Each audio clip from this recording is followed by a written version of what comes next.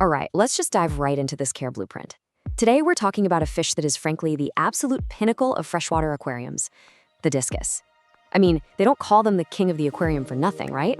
They've got these incredible jewel-like colors and a totally unique flattened shape. But here's the catch.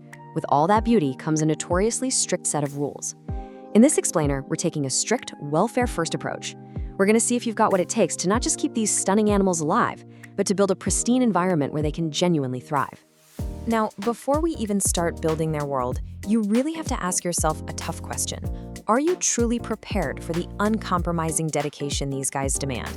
Look, discus fish are definitely not a set it and forget it kind of pet.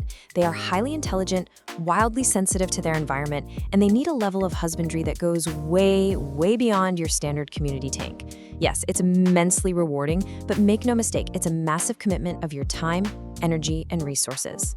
So here is our blueprint for this masterclass. First, we'll meet the discus. Then we'll design their absolute perfect habitat, figure out their companions, go over their strict diet, touch on health and breeding, and finally, we'll wrap it all up with a foolproof success checklist. Let's get into it. Section 1. Let's meet the discus, the true king of the aquarium. Scientifically, these guys are known as Symphysidon. They're brilliant, flat cichlids hailing straight from the slow-moving rivers of the Amazon basin.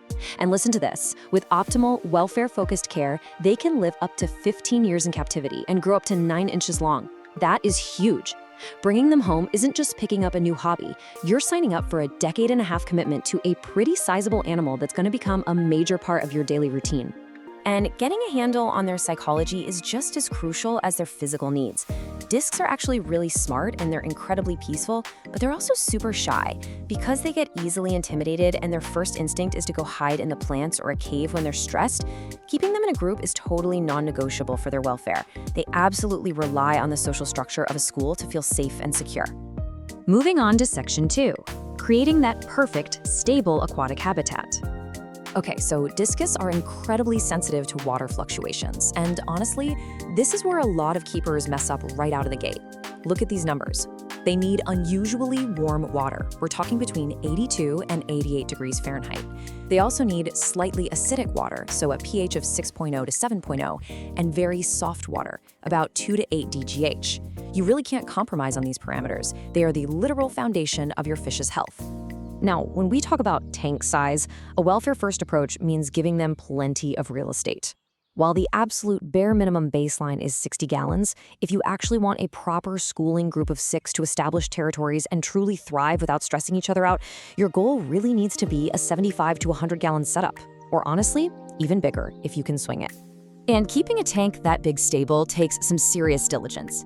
Since discus are large, produce a lot of waste, and love foraging around and stirring up the bottom, you need rock-solid filtration.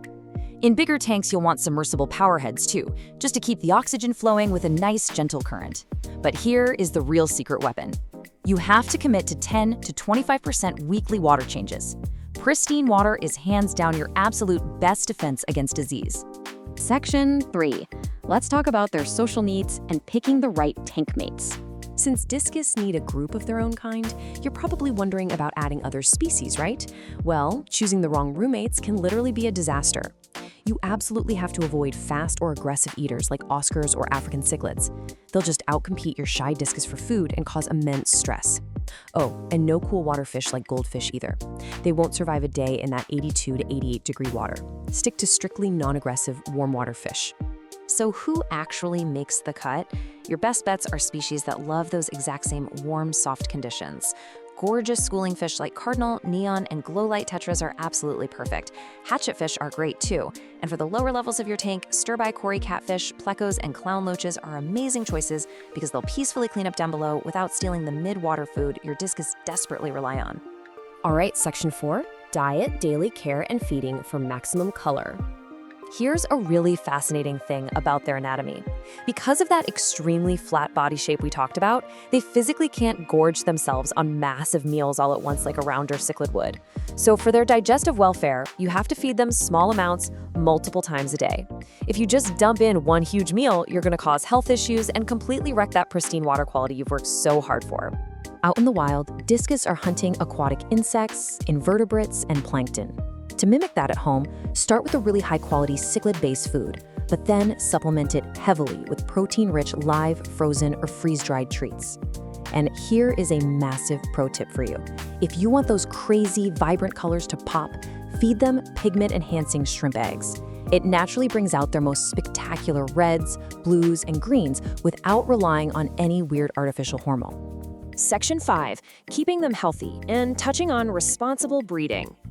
Look, even if your care is 100% perfect, you've always got to keep a watchful eye out because illness almost always strikes the second your water parameters slip. Discus are super vulnerable to bacterial infections like cotton wool and hole-in-the-head disease, plus parasites like gill flukes. But look at that last bullet point. If that strict 82 to 88 degree temperature drops, their immune system tanks, and that is exactly how you invite cool water parasites like itch straight into your aquarium. Temperature stability is everything. Now, if you get a breeding pair, their life cycle is just wild. You transfer them to a specialized bare-bottom breeding tank, and the eggs hatch incredibly fast, under 4 days. But here is the most mind-blowing part. For the first 2 to 3 weeks, those tiny fry feed directly off a nutrient-rich mucus that their parents literally secrete from their scales. Nature is crazy, right? All right, Section 6, the ultimate care checklist. Get ready to take a screenshot. To wrap up this explainer, if you religiously stick to these 5 golden rules, you aren't just keeping your discus alive, you are giving them a kingdom where they can thrive. Lock in those high 82 to 88 degree temps, do not skip those weekly water changes, always keep them in a school of at least 6, feed them small, highly varied daily meals, and only mix them with peaceful, warm water friends. It is, without a doubt, a demanding journey that takes real discipline and a true passion for aquatic welfare. But for the focused aquarist willing to put in the work, watching a vibrant, colorful school of discus confidently gliding through a perfectly crafted habitat, there is just nothing else like it. So I'll leave you with this one question.